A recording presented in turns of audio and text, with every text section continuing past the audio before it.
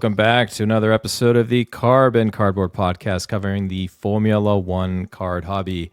I'm your host, Bryan, Q3 Cards, joined as always with my good friend Scott from the P1 Castle. What's going on, everybody? It's almost Scott, race week. It is almost race week. By the time this drops, 7 days, Scott. Till on-track action. To practice one in Melbourne. Oh, my God. It's going to be fun. It's going to be fun. So, a couple of things before we get going here, Scott. And we've been talking for the last 20 minutes, taking care of business, and we just decided to hit record. I forgot to mention this, and we're probably about 2 or 3 weeks late, but happy 1-year anniversary to the Carbon Cardboard Podcast. We dropped our first episode on Valentine's Day 2024.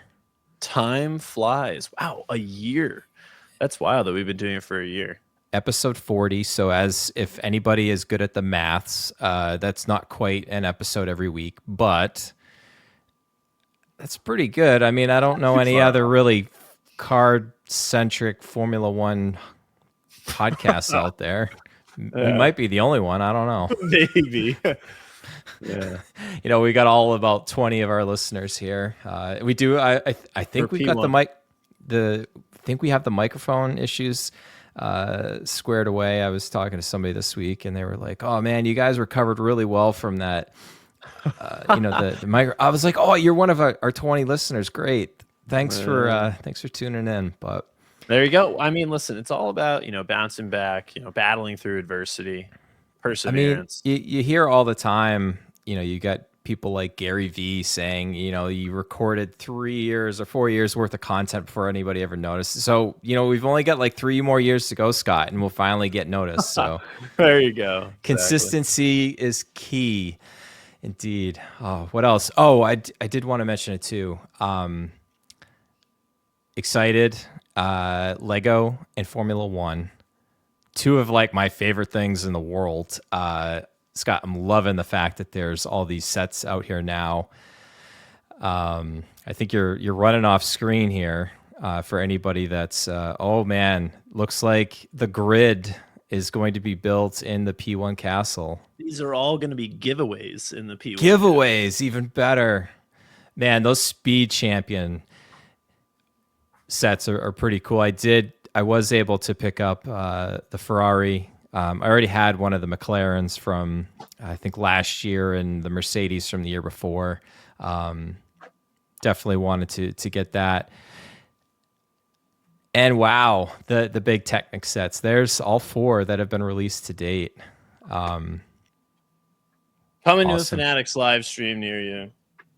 Wow. Yeah, we love the Legos. Basically, whenever the Lego stuff comes out, we get a couple of them because we'll build them, and then we get another one to do giveaways with. So yeah, we've got the Mercedes, the McLaren, the Red Bull, and the Ferrari. I'm out of breath bringing these things over here. Carrying 4 of those big Technic sets at once is no joke. My son and I were just at the. We took a little bit of a jaunt this afternoon after I was done working. Went down to Lego store at a mall that's right on the New Hampshire, Massachusetts border, and they had on display the 3 big cars except for the McLaren, because that was the 2022. That's the older one, yeah. The older one, yeah. But I just was completely shocked by the size of the cars, and I'm like, I have the Ferrari on the way, the Technic one. I'm hoping it. If you can see back here, I'm hoping it will fit right in that case right there. Okay, that. I might have to rearrange some of the CADs I've got in there for it to fit. Some of the CADs. Oh, cool. I saw some kind of Lego influencers. It's funny because I feel like Lego and Formula One sent them out to, not us, but to Lego influencers and then Formula One influencers. So I've seen on my page over the past week some Lego people building them, some Formula One people building them, and they are completely different experiences. The Lego people building them, it's the ASMR Lego, they they know how to do that stuff. Like Mhm. they make a lot of videos building Legos. And then the Formula One people are like, let's open this box. And it's like 10 seconds of like the cardboard box covering the entire camera and everything. I'm like, oh, it's like me doing a sapphire breaking. But it's funny the juxtaposition between like the Lego content creators making them and then the Formula One content creators that are doing it for the first time. But they're both enjoyable Well, experiences. I mean, it's just like people that usually don't break Formula One cards breaking Formula One cards. There you go. Very true. Whenever the And queen of the castle gets in the seat, ready to go, she always with a gets a little kazoo. flustered. Oh, the kazoo! Oh my The gosh, we're gonna have to kazoo. bring that back one of these days. To be we're gonna have honest, to bring please, the kazoo please don't. back. I love the Queen, but oh my God, yeah, it sends my shiver down my spine every time I hear it. It's good for the content, but like, man, it's Is it? all right. Yet Anyways, another reason to watch my streams on mute. so what are we going to cover tonight? We are going to cover the P1 Castle Premium Consignment collab with Fanatics Collect. 201 cards just finished auctioning, and we're going to go through the stats, some of the We're prices. both numbers guys. Like to Both take a numbers look at guys. everything, do a Very little deep impressive, dive. I will say. I was in on a few of them, I think, early on, but I definitely was watching from the sidelines, so it'll be interesting to go through those numbers.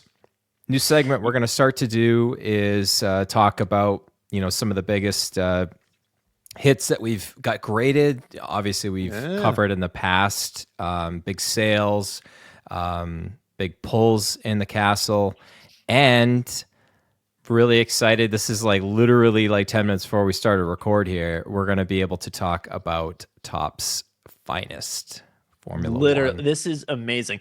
Like I was getting ready, peek behind the curtain here. I was getting ready, sending Bryan over some pictures for the podcast. Email pops up from Fanatics Market, and it was like, "Oh, new allocation." I was like, "I know what this is," and sure enough, there it is, finest. And we've got pictures of the cards. We've got a street date and everything. So yeah, we'll get into it in a little bit. I'm going to be Breaking gone. news.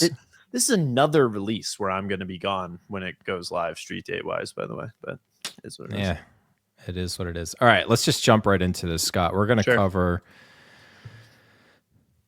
cover the Fanatics Collect auction here.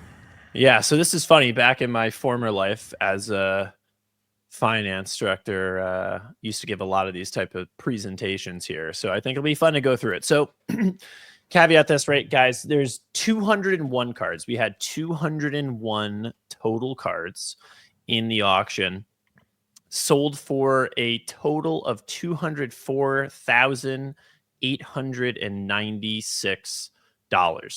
So we went through and we used Card Ladder Pro and 130 point. So between the two of those to get the best, most recent comp. Right now, it's interesting because some of these cards, we have cards from 2020, 2021, etc.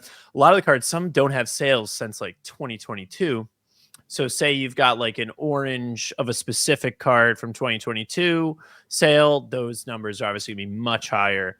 So the best thing you can do is get like a similar orange from a recent sale, stuff like that. But for the most part, it's really just taking the most recent comp, whether it's from Card Ladder Pro or 130 point kind of. It's interesting. I don't know how much you've used them. And I've actually only started using Card Ladder Pro recently. But it's interesting what 130 point picks up and Card Ladder Pro doesn't, and vice versa. Because like there are times where Card Ladder Pro struggles to find a comp that 130 point can find multiple of, and the other way around. And you have to kind of play around with the naming convention of things. Like sometimes that's what I was thinking. Yeah, like a variation, you have to put either IV, sometimes SP, sometimes you have to spell out image variation. It's interesting, but we took a lot of time. Like honestly, I probably took 5 hours to compile all these comps to make sure that we had the most accurate representation, just so everyone can kind of see where everything fell. And at the end of the day, total for the cards, 201 cards, comps before the auction. So again, all the comps that come out, there's actually been a couple since the auction, so it's been a few days, but comps prior to the auction, $198,194, which ultimately puts these 201 cards at 103.4% of comps. So nothing crazy. It's not like, the auction, everything went for double or anything, but it's nice to see above comps. And another thing that's really cool, and this really only affects the folks that were consigning cards with me, but we also were able to, because of the, way we put the format of the auction together and my relationship with Fanatics, we were able to actually negotiate a better rate. So, it's interesting because a lot of times you look at eBay comps, right? And you're like, oh, okay, well, you're only going to get 87.5% of that sale. Right. But in this case, we are getting 93.75% of the sale because we actually get 112.5% of the hammer price. It's interesting, with the whole buyer's premium, it's like, okay, well, you bid $100 on the card, but then the buyer's premium adds 20% and it goes up to 120. Normally, in most instances, if you're just selling cards on there by yourself, you would get $100 and then Fanatics Collect keeps the 20. But in this instance, we would get 112.50, and then Fanatics Collect would get 750. So that was something we were able to do for the consigners. But yeah, so overall positive. And we're going to kind of go through. I've broken it down by driver for the drivers that had a significant amount. Any driver that had more than 10 cards, we put in here. And then we went through some products that I think were good to call out. A lot of 2020 versus non-2020 logos, etc.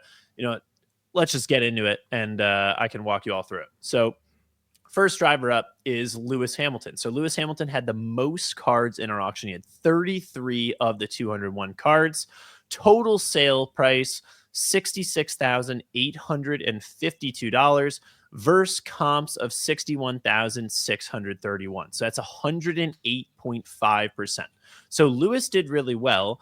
And it's interesting because I've talked to tons of people that were looking at certain cards. A lot of folks that picked up cards or that were bidding on cards but ultimately didn't win, etc. And whenever you do an auction like this, there's always going to be winners. There's always going to be losers. Some that are above, some that are below. Like the Lewis Hamilton orange auto sold very well. I mean, the last one we saw, the only real recent sale was the PSA 6, right? And that went for like 16,000. And generally a 6 to a 7 is like a 25% increase. So you'd expect a 7 to go for around 18, 19, maybe 20. And ours did 25. We'll see it later, but it sold for a very high number. But then things like PSA 9 Hamilton variations, which are a fairly liquid card. You see them come up very often. It did terribly. We had 2 PSA 9 Hamilton chrome image variations, and they were literally at like 63% of comps. They sold well below. So there was some that did well, some that did bad, and that's kind of the story for the majority of the drivers. But Hamilton overall did pretty well. So 108.5%. And again, getting that higher percentage of the sale as well. So Hammy did really well. Max, almost identical story. 31 cards, so had a lot of cards as well. He had $57,926 worth of sales versus comps of $53,337. So 108.6%. So did a little bit better than Lewis. Couple of the ones I know, like his PSA 8 orange portrait was knocked it out of the park. The last sale, I think, was on Golden, was 7,900, and ours sold for 10,500. So that was a huge increase.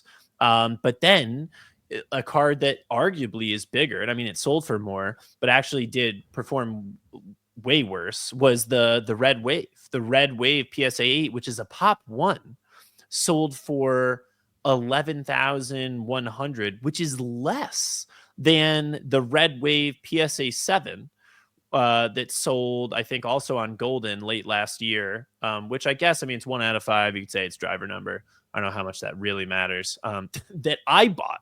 I have that card. So I'm in the red, based on this comp. But yeah, so the red wave didn't do that well. His variations did very well. Recent comps of max PSA 10 image variations before the auction, there was one at like 2,900 and another one at 38. Ours did 48 and like 43. We had two of them. So those did really well. Yeah, so winners and losers on max, but overall did well. Up next is Lando Norris. So Lando was pretty much flat.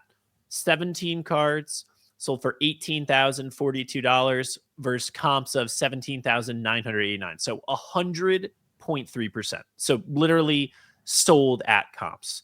Now he had some, like his red wave. I think like the big red waves just really didn't perform well. Because there was a PSA 8 red wave that sold again in that golden auction recently. I forget the exact number. And this one did more than it, but just not enough, right? Like when I was looking at the numbers, like this one sold for like over $1,000 more or something. But from a PSA 8 to a PSA 9, I'm expecting at least like a 35% increase for 2020. And when I was comping it, I actually gave it like a 50% increase because this is a pop one on the PSA 9. So that actually, like whoever got that, I think that was maybe the steal of the auction, was that red wave Lando Norris. But then a lot of his lower stuff like refractors, we had 4 PSA 10 2020 Chrome rookie card portrait refractors of Lando, and they all sold above comps. Especially one did really, really well, but all of them sold above comps. So yeah, he was another mixed bag, and you can see that just by being basically flat, 100.3% for Lando. Before we jump to the next, sure. I was just curious, Scott, too, because Yeah. it seems like the common theme was like the waves, like the red waves. You think just because it's something that's not continued through now that it's not as desirable? I don't know, because there were some red waves that did well. Like Max had a red wave just like insert that sold PSA 8 that sold for over 1,000. And the last PSA 8 red insert was actually like one of his more popular cards, the 179 card, the kind of horizontal with his The helmet. helmet card, yep. Yeah, and that one did like 800. And there was another one that's probably actually more comparable to the card that we sold that did like 500. So, those did well. Yeah, for whatever reason, I don't know. The portraits, I think there's been a bit of a shift, and you can see it by the Max Orange, True Orange sale. I mean, that almost sold for what the Red Wave did, right? I think folks are really starting to, at least like high-end collectors are really starting to skew in 2020 towards those trues. I think it really makes a difference in 2020. Like, I think if we were to if that red wave, either one, the Lando or the Max, were true reds, I think we're like Different going story. crazy numbers. Like, I think the Lando would have been like 20 plus and the Max like 30, 40. But yeah, for whatever reason, the waves just aren't getting the love. And I know a lot of people are trying to put together sets of the true reds. A couple people in particular. It's a tough set to put together. But yeah, interesting note. So up next we had Charles Leclerc. Yeah, Leclerc actually, in terms of just individual drivers that had a significant amount of cards, actually did the best in the entire auction. So he had 13 cards, sold for 14,718 versus comps of 12,967, which is 113.5% of comps. But again, another mixed bag, right? Like he had his orange PSA 8 image variation, which was one of his larger cards, sold for like 80%, 70, 80%, I think, of comps. His dynasty card we had in there did very well, though. His dynasty did really well. Like people really wanted that PSA 10 Leclerc dynasty. So that card did really well compared to comps. And then the portraits did well, like the PSA 10 70th portrait, the PSA 9 orange. Like there was a lot of mixture on Leclerc. He had a nice variety of cards, like down to a base portrait refractor of 2020 all the way up to dynasty and stuff. So he had a good smattering of stuff. He had a track tag in there. Actually, most of the big drivers had a track tag. So, but yeah, so Leclerc was the winner of the auction in terms of individual drivers that had at least 10 cards, for sure. So nice to see. And then the biggest loser was by far Oscar Piastri. So Piastri had 12 cards, sold for 9,828 versus comps of 13,549, which is 72.5%. So Oscar got crushed, right? There were only a couple, like maybe 2 or 3 cards that either beat or were kind of like at comps, like the orange 2023 Sapphire PSA 10 portrait rookie card did well. The 2021 stuff, and this has kind of been a trend, right? If you can go into comps, right? If you go on Card Ladder Pro, go on 130 point, kind of everywhere, you can see like his 2021 stuff has just really fallen off. And I think that we've seen that especially start to happen last year. When 2023 came out and Oscar had a rookie card, people stopped caring as much about those 2021 cards. You know, people would rather have a 2023 rookie card because, 2020 is its own set that stands alone, and Oscar didn't have a card in that. So I don't think people necessarily, at least newer people that are buying, that are coming in, don't necessarily care about 2021 versus 2023. They just see he's got a rookie card stamp. He's in an F1 uniform. Like, why would I buy the 2021? Now, I think folks that have been around, they know that that's Oscar's first card. I think one thing that maybe in the future that Topps could do, and this is something I'm definitely going to suggest to them, is for future stars, for their first year, First appearance. Put a first stamp, right? Like we've talked about this before, just like they do with Bowman baseball. In Bowman, if you have a first of somebody, those cards are worth a lot of money.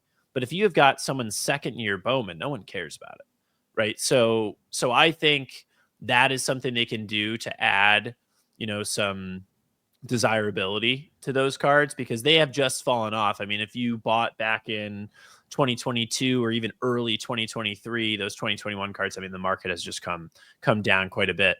But the biggest reason that Oscar's comps didn't do well here was Echelenza. So he had 2 Echelenza cards. It was a PSA 10 Prodigio, so like the rookie card stamp one, PSA 10 Gradient out of 5, and PSA 10 Red out of 10. They both did terribly. Like they were like 50% of comps. They did not do well at all. And we can go to the next slide. That's actually a good segue into the next slide. And there wasn't a ton of them, but I did want to highlight it because they were easily the worst performing product in the entire auction. So 2023 Echelenza, we had 5 cards. So it was those 2 Oscars I named. There was a Max, you can see there if you're watching, Relic. There was like an Alonso and then a David Coulthard auto. So 5 cards, 2,538 versus comps of 4,974. 51% of comps. But these 5 Echelenza cards got absolutely crushed. And I think there's a couple of reasons for that, right? So Fanatics Collect, is primarily a US based auction house, right? Like I know international buyers who buy there that used to buy on PWCC that now Fanatics Collect who buy, but you've got to have like a forwarding thing set up or a US address. Like it's not easy for international buyers to participate, right? And specifically with Echelenza does well in places outside of the US. I think it's arguably more popular in Europe and other areas of the world than it is in the United States. So I think that is one of the reasons that it just really didn't do well, and that kind of hurt Oscar. But yeah, Echelenza, not good. 51%, I mean, was just awful. There's no way to sugarcoat it. These 5 cards got crushed, those 2 Oscars in particular. So yeah, really sorry for the folks that had those cards in there. And they kind of brought... And we've talked about this before too. Like Echelenza to me is definitely more of a collector PC set. I mean, there's always going to be some big cats like, that there were here. And it is disappointing to see. But I think longer term, it's just I mean, it's just a great collector set. The photos are great. I love the thicker card stock. And again, it's not. It sounds sacrilegious to say this because of what I do for a side hustle here, but like they display actually really well in just in a mag case too. Like you Yeah. don't necessarily have to grade. I mean, some of them are off center and some of them have dings and stuff on the front. You don't want to grade them anyways, but yeah, that's really unfortunate. Yeah, it's tough. I mean, but listen, it's the first time that we've done this with like a big auction, custom auction on Fanatics Collect. Overall went well. This did not go well. Trust me, we do this again, round 2. There will not be a single Echelenza card in an auction because they just don't do well, or at least in this subset, they just did not perform well. So yeah, unfortunate there. And so then that brings us into, so we had again 201 cards. 92 of them were 2021 through 2023, and then the rest were 2020. So I wanted to kind of break down those two subsets or subparts because it looks like 2020, again, we talk about it, it's its own thing, and then every year that's come since it kind of gets put together, grouped together. We didn't have any 2024 cards in this auction. So 92 cards from 2021, 22, and 23 sold for 45,088. Comps were 53,650. So, I mean, Echelenza, those cards bring it down, but other cards as well. So 84% of comps. So didn't do well. A lot of the orange autos from 2022 sold below comps, like that red Bearman they've got in there. That's actually my card. That sold below comps by quite a bit. And some other cards. I mean, there just wasn't a ton of love for the 2021 through 2023 cards. There were some that did well, right? I mean, we're about $8,600 off of comps. 84% is not great, but it's not, catastrophic like the Echelenza was. 50% is just terrible. But yeah, 84%, not good. So 2021 through 2023 didn't really perform that well. Although I will say, I mean, I think we just seen, and this happens every year, right? Is that 2020 is where 2020 is, and it's its own market. And then right now, because a lot of these comps, especially for 2023 cards in particular, a lot of the comps that I end up using from Card Ladder Pro and from 130 Point are, mid 2024, end of 2024. When 2023 is the most recent product and there's no 2024 product out there. And now there is. And like that stuff is down, right? And I would be surprised if right now there are very strong 2024 sales going on, like left and right. Whether it's Sapphire, whether it's Dynasty, a year from now, I would expect those 2024 cards to probably be down from where they are now, right? The new cards always sell for the most. And then if you're in it for the long haul, there might be, window, there's specific things where you can make money, not financial advice, but like where you can do whatever you want. But like the cards generally, singles always sell for the most when products are new. So it wasn't a big surprise that some of this stuff is down, especially 2023. From where it was ultimately comped when the cards were new. But yeah, unfortunate to see 84%. And then we move on to 2020, which we had 109 cards of, which was again bulk majority, especially of the dollars here. 159,809 versus comps of 144,543. So 110.6% of comps. So 2020 on the whole did very well. You add into that we have the increased 112.5% of hammer, and people that had a lot of 2020 in this generally made out pretty well. So 2020, we also broke that down between Chrome and Sapphire. So of the 109 cards, there were 53 Chrome, and it's not going to add up perfectly because there was some Dynasty, but so 53 Chrome sold for 98,449 versus comps of 87,429. So 112.6%. Chrome did very well. There's and again, there's going to be some like that orange PSA 8 Max that sold for, 2,600 or so above comps is a big chunk of that. And then on the other side, there's those PSA 9 hammies that did really poorly. But across the board, 2020 Chrome in terms of individual products was the best product in this auction. Then 2020 Sapphire, we had 55 cards sold for 57,520 versus comps of 54,187, so 106.2%. And it was a mixture. Most of our 2020 Sapphire cards fell into 3 categories: image variations, portraits, or logos. And we're actually going to go into logos specifically a little bit more, because logos were interesting to see kind of how they moved in the market. We had 27 of them, and this does include, we included constructors' crests in this. So I think we had a gold Ferrari constructor crest PSA 10. We had a McLaren red constructor crest PSA 8. We had a Ferrari, we had a Mercedes red constructor's crest authentic, and a printing plate of Mercedes as well, cyan authentic. So 27 cards total, either logos or crests, $12,793 for sold, and that's versus comps of 13,708.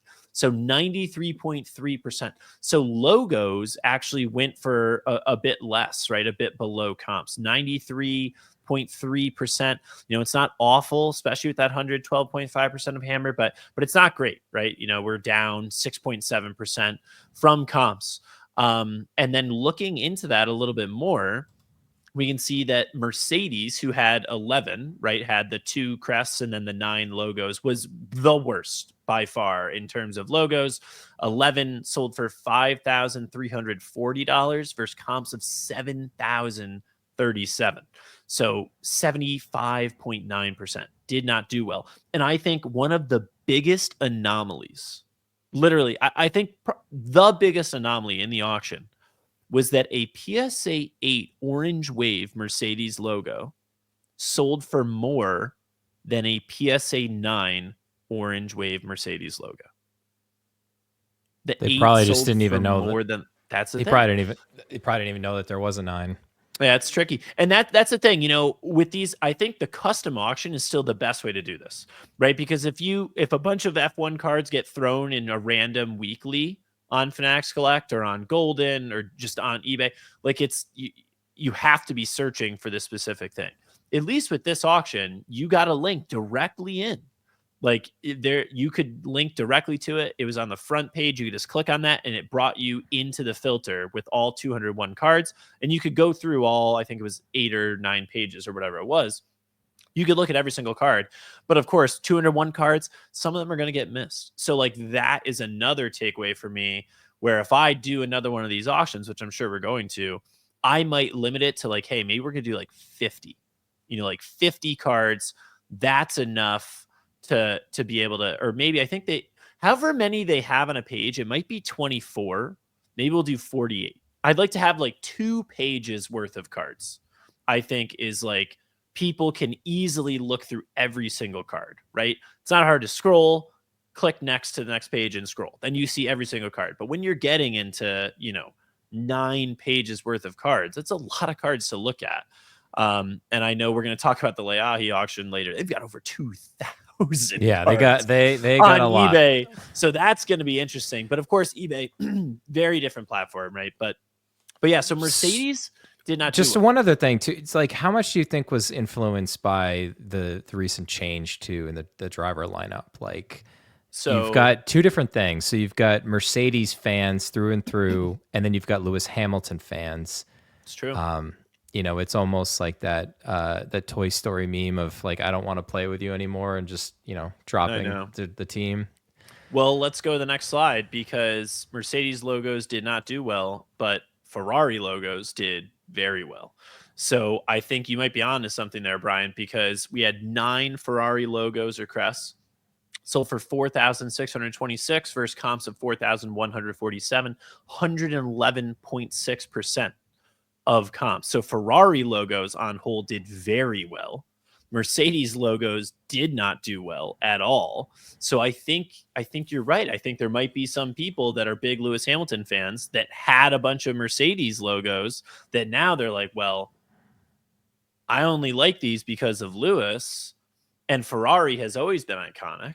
But now that Lewis is going to Ferrari, I'd rather have a Ferrari logo.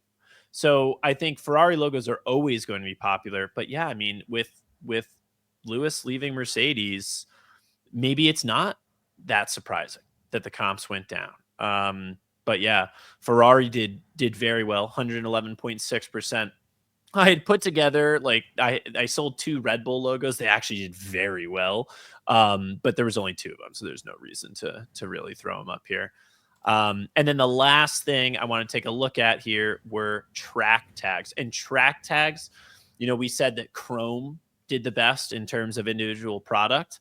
If we're trying to narrow down to like a specific subsect of card, track tags crushed it.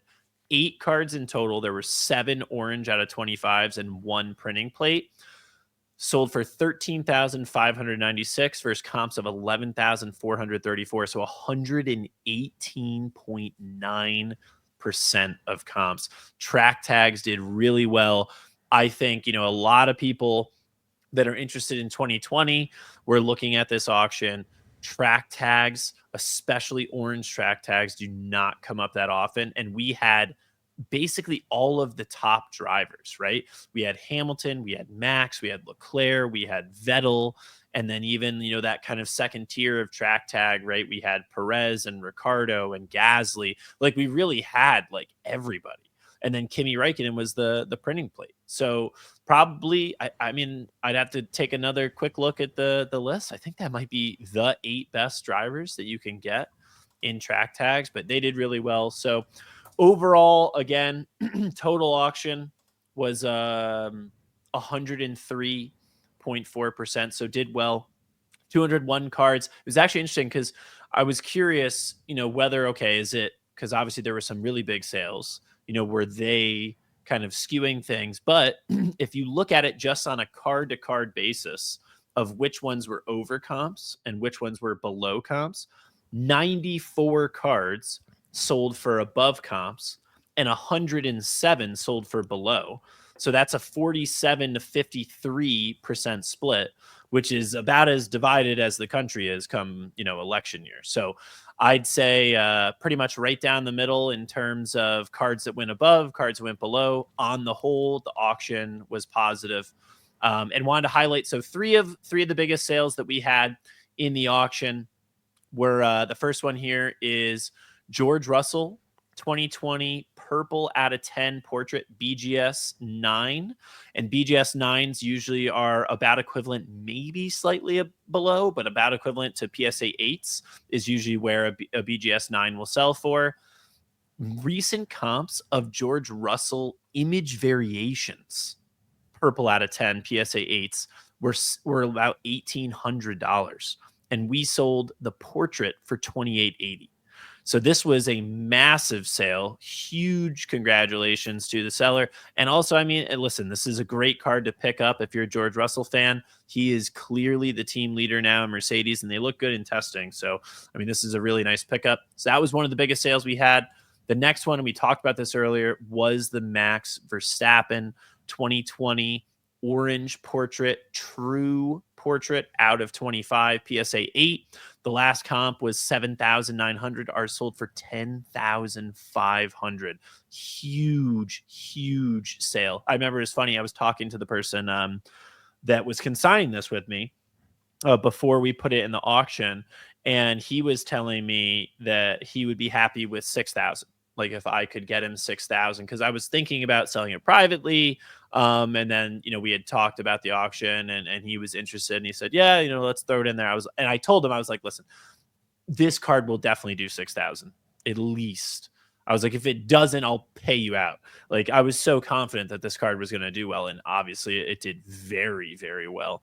10,500 is a huge win for this card. And we saw not that long ago, a Lewis Hamilton sold for just over 11,000 on eBay, PSA 8 orange. So like I said, Brian, I think the trues are really starting to pick up steam compared, because a PSA 8 Orange Wave Max has a recent comp of 3,000 something.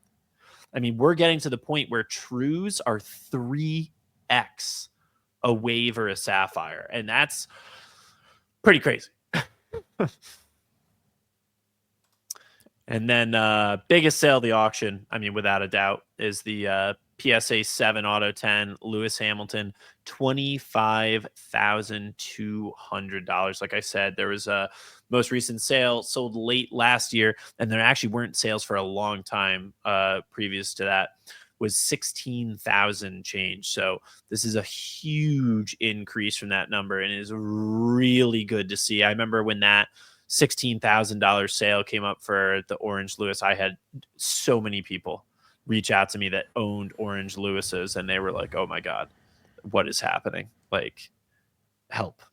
They're like, do you want to buy mine? Do you want to, like, can you sell mine? So yeah, and this one, obviously, big sale for Julian. So yeah, really happy with this one. And yeah, again, overall positive. As always, listen, in an auction, especially when you run a big auction with 201 cards, there's always going to be winners. There's always going to be losers.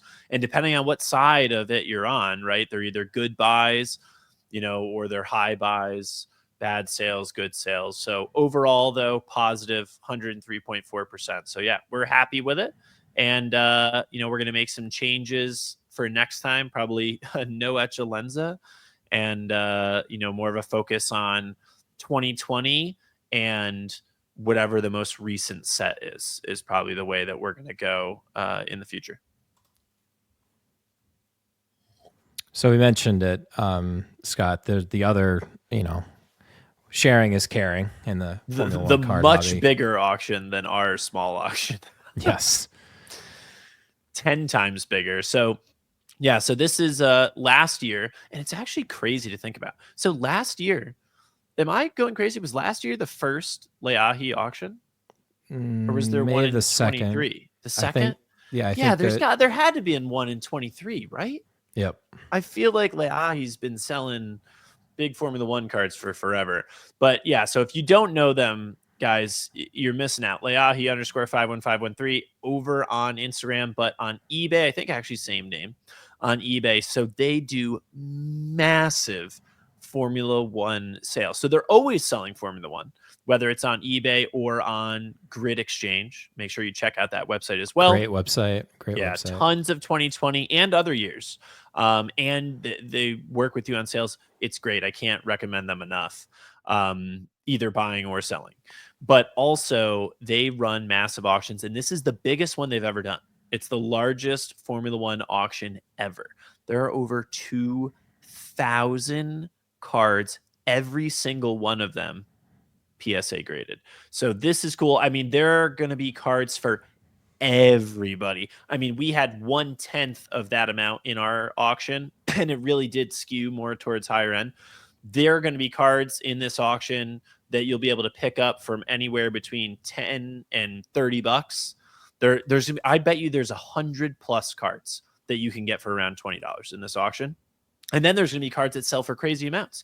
I know, like that Danny Rick Superfractor helmet collection, PSA 10 they had up there, was already almost at like $7,000 with 3 days left. So all these cards are ending.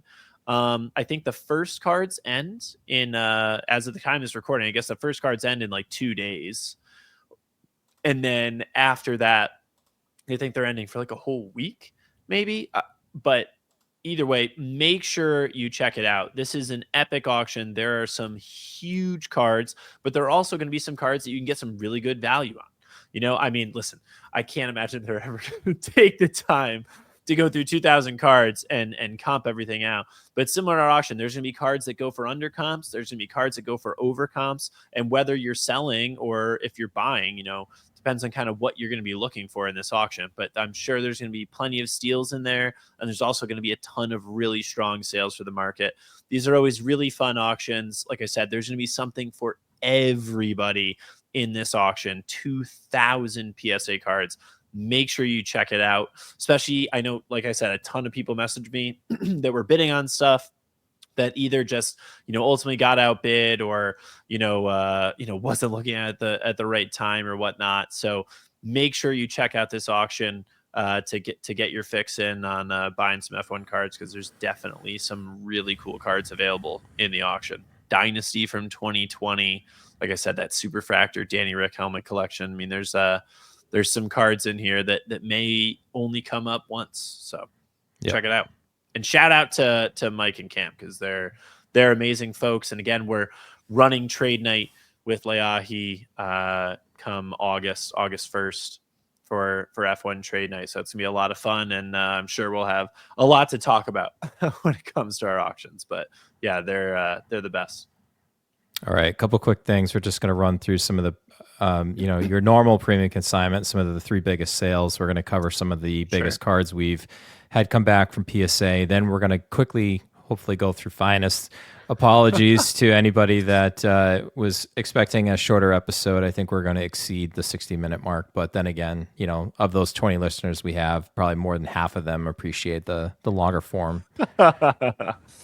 Yeah. So the first sale, this one, very strong sale, is a George Russell 2021 Topps Chrome Superfractor Auto PSA 10, sold for $10,500. So this one going to a massive George Russell fan. So huge card for their PC.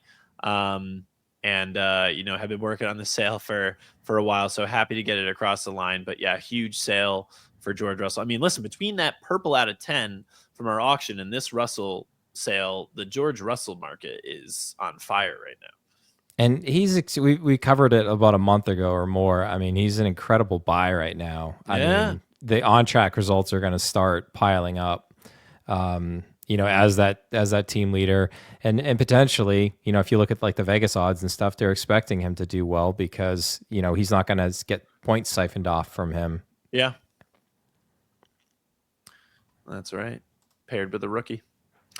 Up next, so this is one of, I believe, the first sales that have been, it's a private sale, but that have been made public for a helmet collection auto redemption. So this is the Oscar Piastri helmet collection Pad Paraja autograph redemption. And so we shout out to F1 Ben, made a nice little mock-up of it. And again, this is not, we really don't know what the card is going to look like, but this was kind of our best guess. Also, I know a lot of people have asked, no, it probably will not be an on-card auto.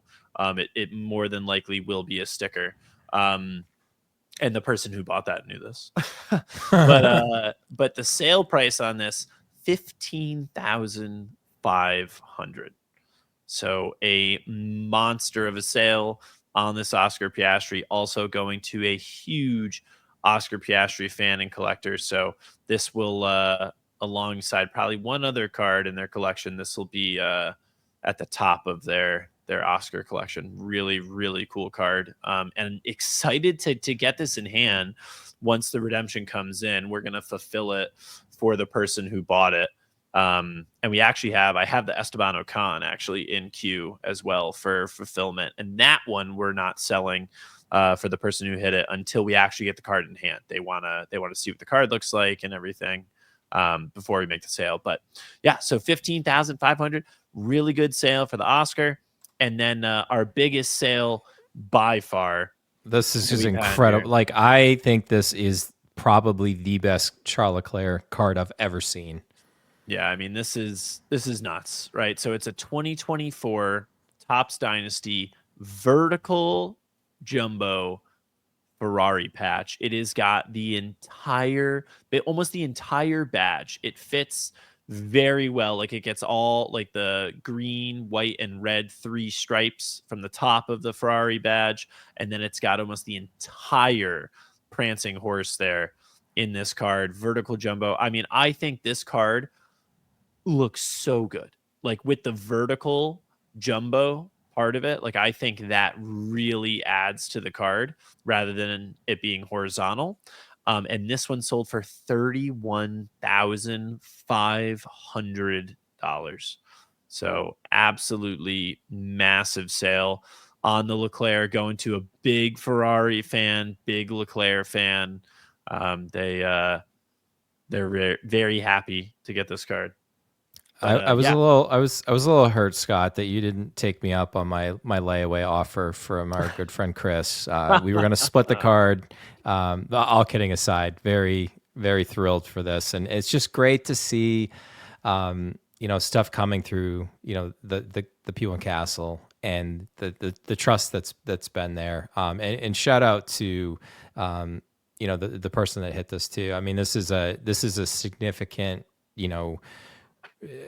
chunk of change here that will really change a collection. And the great thing too about moving through, consignment is getting these cards into potentially, the right hands too. Not only does it get to like potentially like the right type of collector, but the ones that have, the means to be able to do something like this and not have to put it up to chance, with an auction or auction house. Yeah, and that's one of the differences, right? And that's why we want to try out the auction with Fanatics Collect, and ultimately we think it did well. And one of the differences between private and going through an auction is that in an auction, you can move a ton of cards at one time, theoretically, right? You put 200 cards in an auction, they're all going to sell, and hopefully every single card gets paid out. The majority of cards have been paid for and everything. I think there's still a few that are waiting. Their ACH process takes a while, but in a private situation, it's not a quick thing. Maybe moving one card can be quick. Some of the cards I put up, they sell within a day, but you 200 cards, it's going to take a while to post 200 cards and sell 200 cards via private consignment. So those are the kind of the pros and cons of either doing public or private sale. Though I will say, I mean, I think there has been a bit of a trend of a bit of a gap, and I think this is something we could maybe look at a bit more in another episode. But I think there really has been a bit of a gap opening between private and public sale. Like, I think of all the cards that I've sold recently, private consignment, I'm willing to bet that 95% of those cards, if we had just put on auction, would sell for less than the price we were able to get. And, part of that is just kind of the fact that, we've been in the hobby for so long and we know the right buyers for the right cards. And by the way, Jeff did not buy this card for those that are curious, but like, we know the right buyers for the right cards and the price points that make sense for them. Whereas a lot of times, if things go up for auction, especially big cards, right?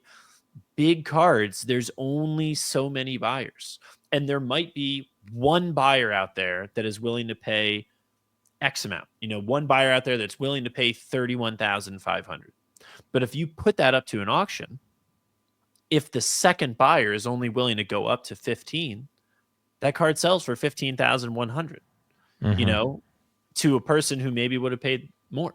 So yeah, I mean, there's pros and cons to public and private. I mean, that's why the majority of our consignment that we move, because again, we do typically sell just high-end stuff for P1 Castle premium consignment. That's why it's called premium consignment, because we generally deal with the premium cards and we have the market and the salesmanship to work on those premium cards. And we put some premium cards in the auction, right? There definitely were some premium cards in the auction. But for the most part, premium cards, we're going to continue to keep selling through private channels. It just makes more sense, honestly, for both the buyer and the seller at this point. So yeah, happy to see those go through. All right. Speaking of premium cards, if you're not following P1 Castle grading on Instagram, I think that was the handle for that. Yeah. So shout out to F1 Ben, who does, we kind of have a discussion with the three of us, like, hey, anytime we've got an order that comes back, like, are there any candidates? And often lately, Scott, there's been some really tough choices to go here, but well, you've done some really good work, Bryan. on screen, and actually, I've got actually in hand too. Ooh, The gorgeous. Max Verstappen helmet collection, sapphire red, PSA 10. I think pretty sure this is going to be a pop one for a bit. Oh my Abs- God. Absolutely gorgeous. Actually, the funny thing, the three cards we're going to show here, actually, I don't believe any of them were actually pulled in the castle. So shout out to those One of that. them was, Oh, one of them I was think. okay. Yeah. One of them was. But anyways, this card was Nothing. a Percy. Somebody opened this box and hit this. Actually, had a handoff not far from my house, so this was in very good hands. Yeah. And wow, just congratulations to the owner. Can't wait to probably gonna wait to hand deliver this one when given the chance. I don't want to put this in the mail to ship. Yeah, this card is amazing. I mean, I think like specifically too for Max, like with the visor, like it's like the red visor with the red sapphire, like the like kind of like dark orange, almost red from on his helmet. Like this card just looks insane. It's an amazing. Rather significant PSA upcharge on this one, as you can imagine. Oh, I'm sure. I'm sure that's a big freaking card. All right, next up, we've got a 2020 Topps Dynasty Daniel Ricciardo single patch PSA 20 for those in the know. So 1010. This is just absolutely gorgeous, and it's been a while since I've had any 2020 in hand, but we've talked about it. Just the black and white photography. The patch on this isn't super great, but the autograph is it's just fantastic. Do you know what that is? Did you take a look at the race suit? Do you know?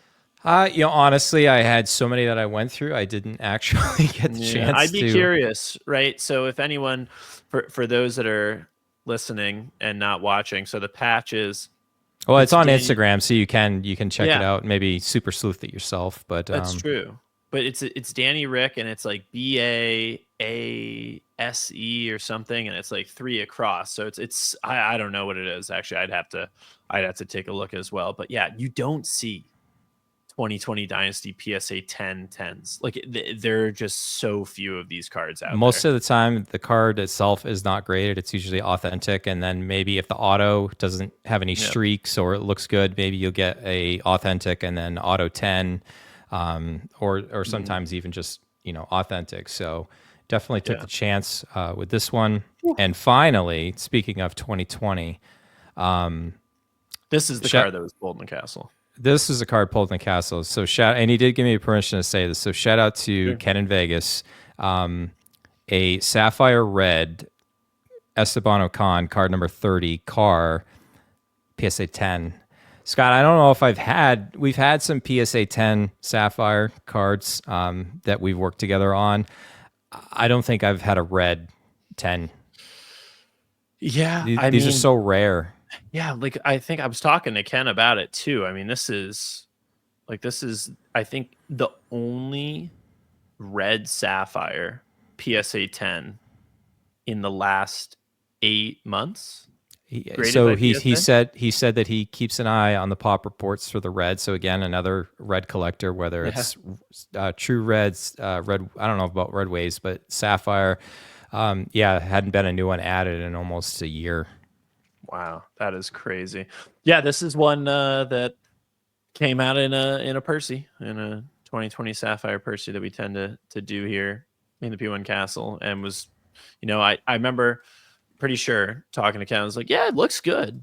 It looks good. He's in just picking up reds where he can. I was like, it'll probably grade well. I mean, I would never have told him, oh, it'll get a 10. I mean, 2020 is very hard to get 10. So I'm never going to tell someone that I think a 2020 card, especially a parallel at least, is going to gem. But yeah, so P1 Castle grading, the wonderful moisturized soft hands. I don't know about moisturized with winter. My hands are all.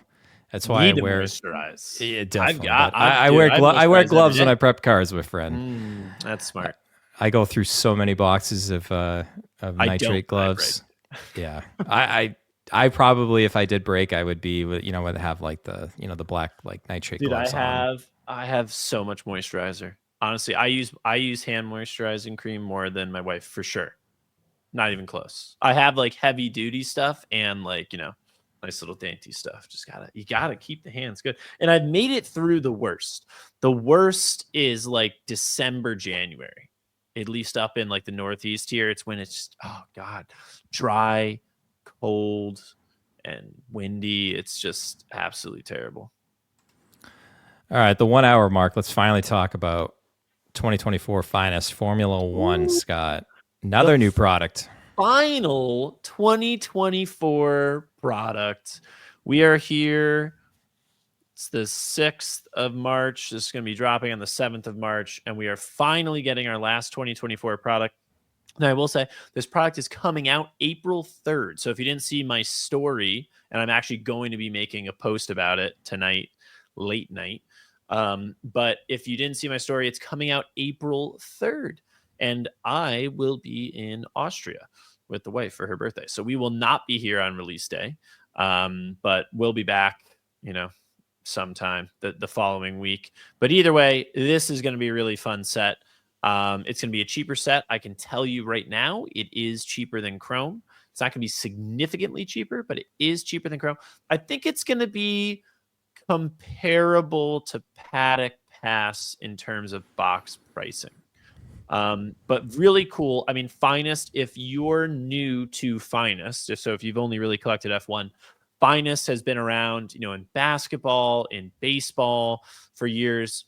And I think a Finest football set just came out, like literally just came out, or either earlier this week or last week. So check out those because there's a lot of similarities.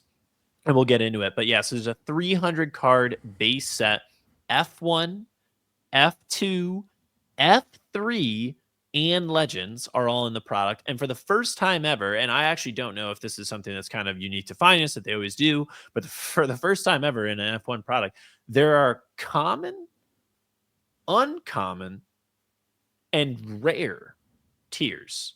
And within those tiers, there's parallels and everything. But yeah, so there's common, uncommon, and rares. So we're like moving over to the Pokemon, side of things. And you've got a full base set, again, 300 card base set. There's base common parallels that have, refractors of F1, F2, F3, Legends, and Champions.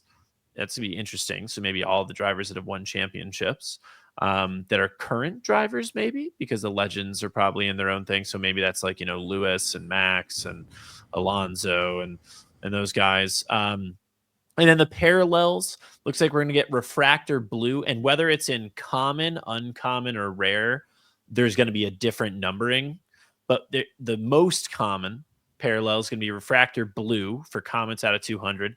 Die cut is numbered to 99. Gold out of 50. Black out of 25. Red black vapor out of 20. Red out of 10, and superfractors out of 1. Again, Finest cards are like the chromium cards. Mm-hmm. They're not paper. So that's why it's a superfractor, not a foil fractor. So that's the base cards for all the commons. And then moving on to the next one here, it's more base cards again. So this is uncommon. So it's the same thing. But then again, now you've got, your blue for uncommon. I'm going to put this up here on my screen so it's a little bit closer to me. So blue for uncommon is only 150. Die cut out of 75. Gold out of 25. Then black out of 20. Red black vapor out of 15. Red out of 5. Superfractors out of 1. And then for rare, it gets even lower. So for rares, your blue is out of 99, die cut out of 40, gold out of 20, black out of 15, red black vapor out of 10, red out of 3, and superfractor out of 1. So I don't know, off the top of my head, how you will tell the difference between a common, uncommon, and rare. So say Probably you the have back of the card, maybe. maybe Or an that's icon the- or something. it might- Talking about like Pokemon. Yeah. So this is actually like go here. I'm going to look up. So like a base rare, if you go back, like the base rare Lewis Hamilton, that is a rare card, right? That's considered a base rare. So I don't know what the base common will look like compared to that. It might be a different, type of design on the card. It might be I really don't know, but we'll work through it similar to how we did with Paddock Pass. And then going back up to the insert cards. So there's Chaos, which is 1 every 28 packs. You can get a Refractor, 1 in 30. Checkerboard out of 60 packs. Die Cut every 74 packs. Gold every 50. Black every 25. Red every 5. And Superfractor is red numbered to 5. Sorry. All those Die Cut and below are numbered to those. And then Intimidators, 1 every 28 packs. Refractor every 30 packs. Checkerboard every 60 packs. Interesting that they call it checkerboard now.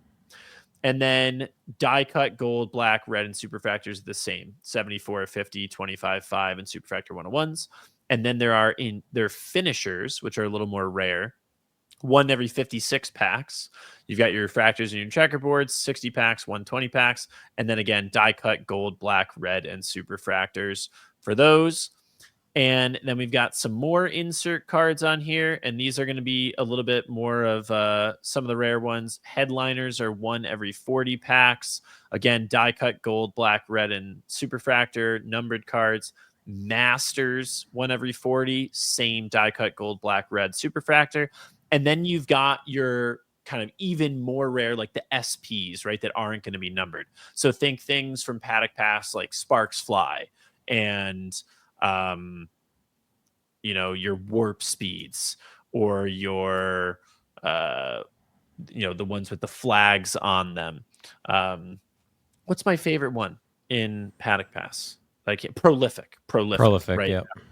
Yeah. So Slipstream is 1 every 96 packs. Let's Go is 1 every 48, and I saw this and I think it was like baseball or something. I was like, oh my gosh, if they have this in F1, I'm going to go crazy and everyone is going to, right? It's not going to be unique to me, but I think the most common phrase used amongst breakers is let's go. So, when people pull that, let's go is going crazy. And we're going to have to get Seb out here because Seb is always saying let's go, from when he was on stream. He loves saying let's go. So we'll get little Seb out here. We'll have a soundboard of him saying let's go.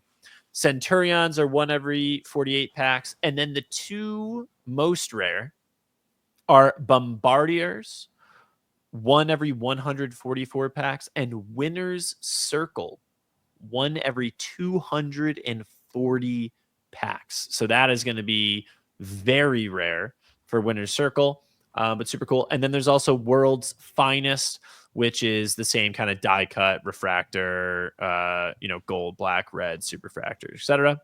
So then we go to autograph. So again, there's going to be autograph cards in here. We've got Finest autographs, which is gold numbered 25, black to 10, red to 5, Superfractor 101.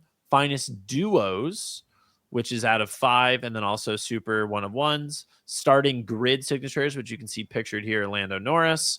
There's going to be red out of 5. Now, this is interesting because I'm just noticing this. See how it says refractors red max numbered to 5. So might be this less. is something that they didn't. Yeah, this is something that they didn't tell us about Paddock Pass, because Paddock Pass, you'll notice, especially if you look at the green autographs, right? Like green racing line signatures. There's drivers that have those green numbered to 5. There's drivers that have those green numbered to 3. And there's drivers that have the green numbered to 2. So it looks like they're going to be doing that across the board here, right? So gold, it said max number to 25, black max number to 10, red max number to 5.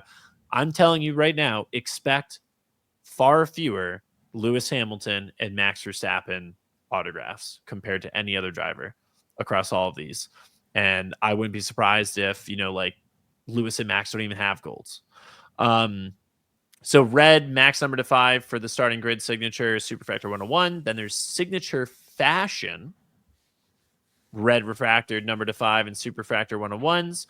Intimidator autographs. Again, this is the max numbered for gold to 25. Black is max number to 10. Red max number to 5. And Superfractor 1/1s. And finally, we have relic cards. And again, this is why I think it's kind of like a chromium version of Paddock Pass here, mixture between Paddock Pass and Chrome. So we've got F1 relics, which are numbered to 99. And then there's blue to 75, green to 50, gold to 25, black to 10, red to 5, Superfractor 1/1s. Then there are finest duos, numbered to 75, and then the green, gold, black, red, and Superfractors again.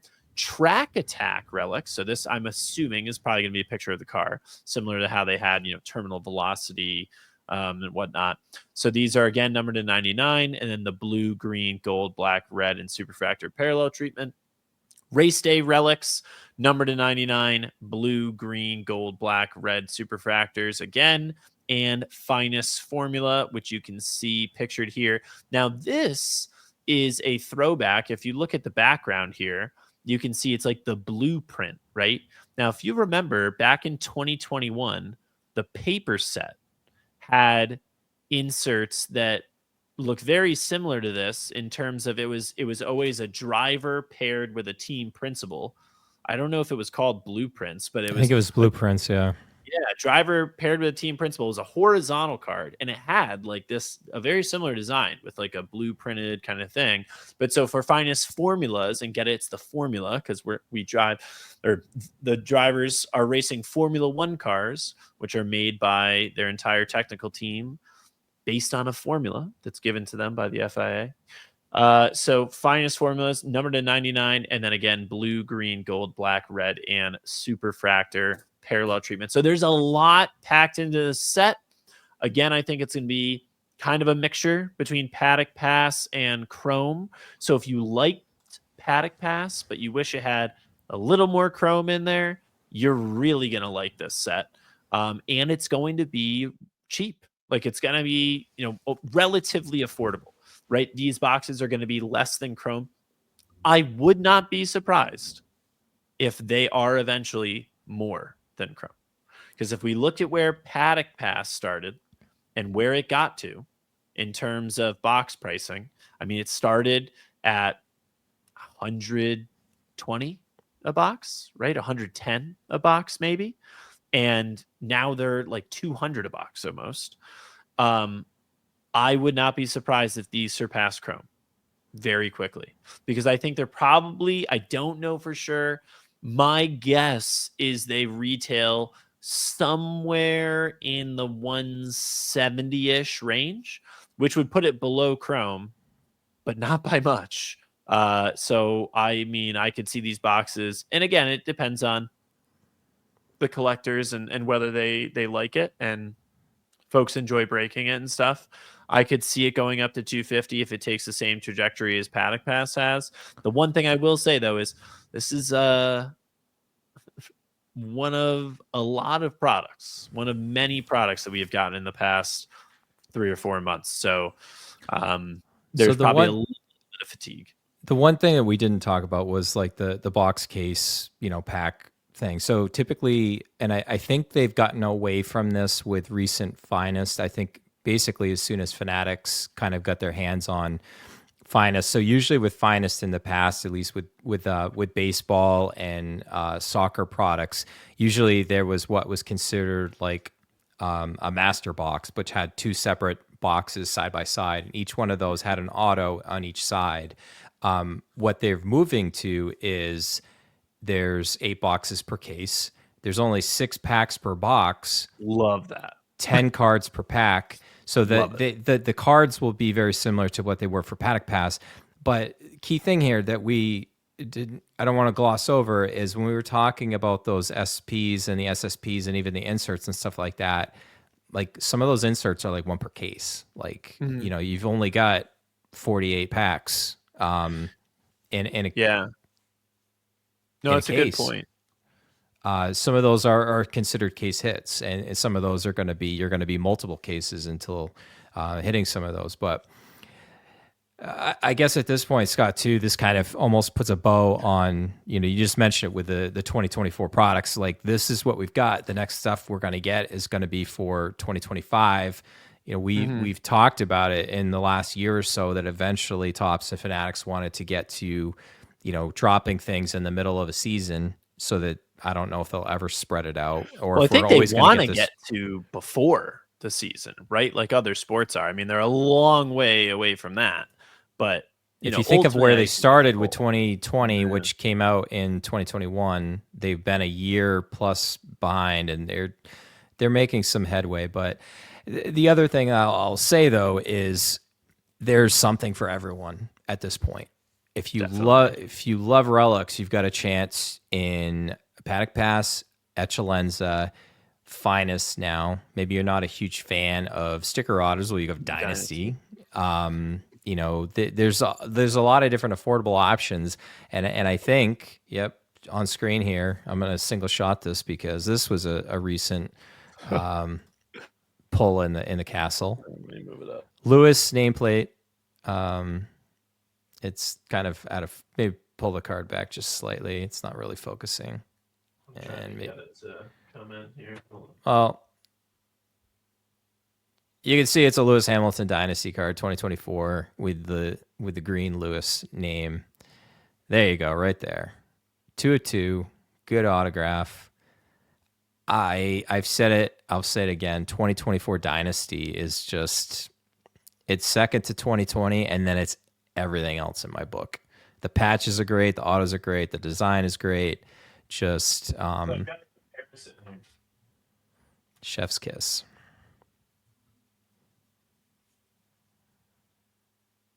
Wow. Just look at the difference of that. I mean, and 2023 is not bad, but the Lewis nameplate from both years. Look at that.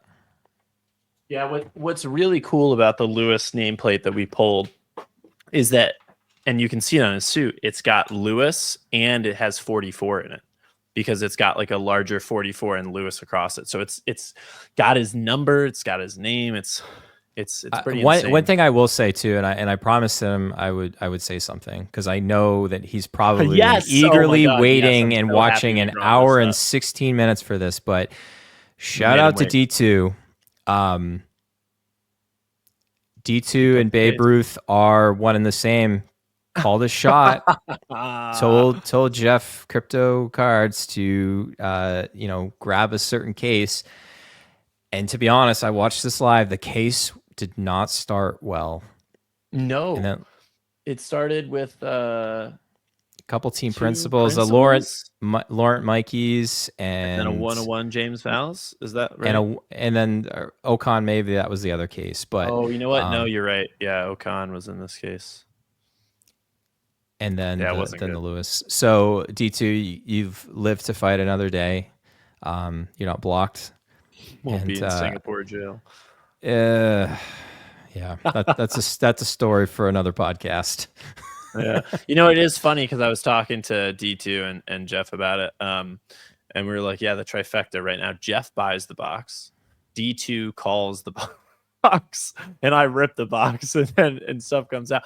Because like you said, the last time D2 told Jeff to buy a box, we got the Schumacher zipper booklet, and then this time he gets him the Lewis nameplate. Yeah, so call your shot. And yeah, Jeff had done a box before or a case before that, which wasn't great. Like it wasn't awful, but it wasn't great. So this one was definitely much better. So really quick, I know we're well over the hour mark here, but you touched on it in terms of the format of the cases, the boxes, etc. So that winner's circle that we talked about, 1 out of 240 packs, that's 1 in 5 cases. Those are going to be very rare. I mean, that's like prolific, right? Prolific, I think, was 1 in 5 cases, maybe 1 in 10. I think it was 1 in 5. So they're going to be very rare. And it's interesting too. I'm just reading here, you get 10 cards, like you said, per pack, and it's supposed to be 9 base cards and 1 uncommon card. Now, I wonder how that is going to work if you get like an SP to probably, take away one of your commons or something like that. But then it says each box contains 1 or 2 relics. So you're either going to get 1 or 2 relics. I wonder if that means that if you get one relic, you also get an autograph. I don't know. It doesn't say. Or maybe if you don't get an autograph, you get 2 relics. Maybe, because it might be like you get a relic and an autograph, or 2 relics. I don't know, because autographs, it doesn't even say like how often you get them. You'd have to work back from the numbers, right? But each box contains 1 or 2 relics, 4 inserts, and 8 parallels. Which 6 packs, 8 parallels.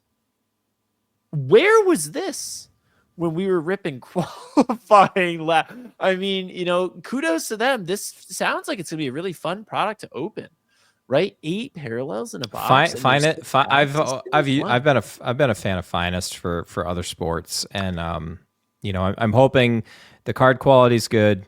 Like you said, it's not going to be quite Chrome, but it's very Chrome-like.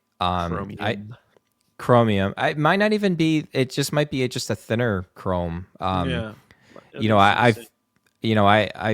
I've seen some of the Finest soccer cards since Fanatics taken over, and I thought they're just fine. I think they'll do all right. I don't think we're going to have to. I mean, there's always going to be QC issues and corner issues and print lines and all that other fun stuff if you're looking to grade. But in terms of collectability, I'm really looking forward to this set. Yeah, I remember, honestly, as a kid, I loved Finest, like basketball especially. I remember specifically, I don't know that I remember the other sports Finest, but I remember specifically basketball Finest. I loved, because I mean, there's so many different, insert parallel type things. There's gonna be a lot of die cuts in here. I mean, I think this is gonna be really fun. And yeah, we haven't been lacking different types of product. Like you said, there's choices for everyone. I think what's going to be nice is that after this release, we get to breathe a little bit and take stock of, okay, here are all the products that exist. Now, what do I want to rip? Because I know people that, I did a lot of those mixers and stuff, and like I'll rip Logo Fractor, I'll rip Sapphire, we'll rip Base Chrome. We actually haven't ripped Base Chrome in a while, but Base Chrome, Dynasty, all that, and Paddock Pass. There's different people like different stuff. There are people that all they're buying right now is Sapphire. And if I post a Logo Fractor break, they'll message me and say, hey, let me know when your next Sapphire break is. There are people that only want Logo Fractor. People are kind of like planting their flag down in the product that they like the most. And listen, when you have a lot of options like that, sometimes you kind of got to do that, right? You can't go too crazy. And I'm finding this out right now. I mean, doing the gold helmet, I think it was very optimistic and think I would take care of this quickly, but I'm doing the gold helmet, and thank God there's no helmet collection in Finest, or else I'd need another 15.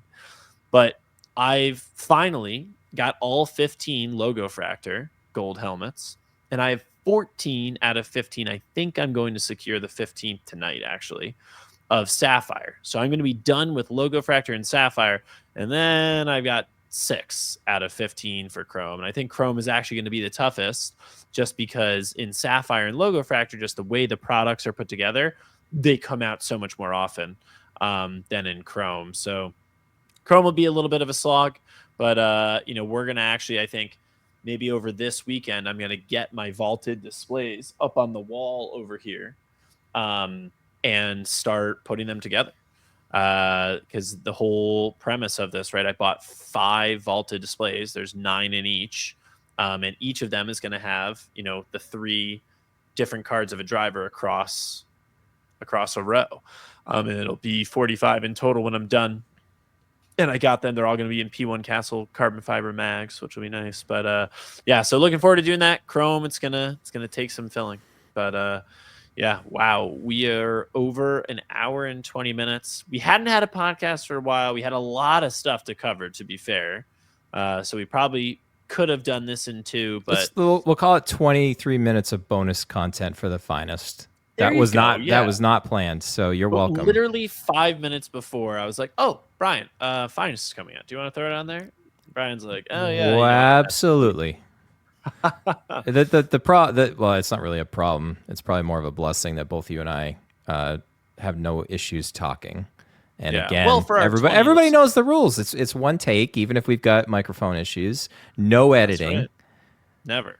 The benefits of StreamYard, you can just start and end a recording. It actually even automates the outro and intro stuff now. So it's hopefully people are liking the clips. So we've been starting to put the clips on the Carbon Yeah, I think Cardboard those are cool. Instagram thing, you know, using the benefit of AI. They deem what is our most noteworthy sound bites. They're Viral. always from you. I mean, no shock No, there. Most of the time they're from you. maybe. 60% of the time it works every It time. works every time. Yeah, Panther. All right, let's pull the We plug on digress. this, Scott. We do. The last thing I gotta say though, guys, this is the final week of non-race podcasts. Next podcast that goes up is gonna be on a race week. We got to do one more podcast before the race starts. One more podcast before we get into race week, because I do have something to announce. Not going to go through it now because it'll take too long, but we do have something big that's coming up that's going to be fun that we're going to do throughout the entire year. We'll talk about it here every week, and it'll be up on my Instagram. But yeah, race 1 in Melbourne in Australia is coming up just around the corner. So yeah, really excited for that. And in the meantime, guys, collect your cardboard and keep it carbon.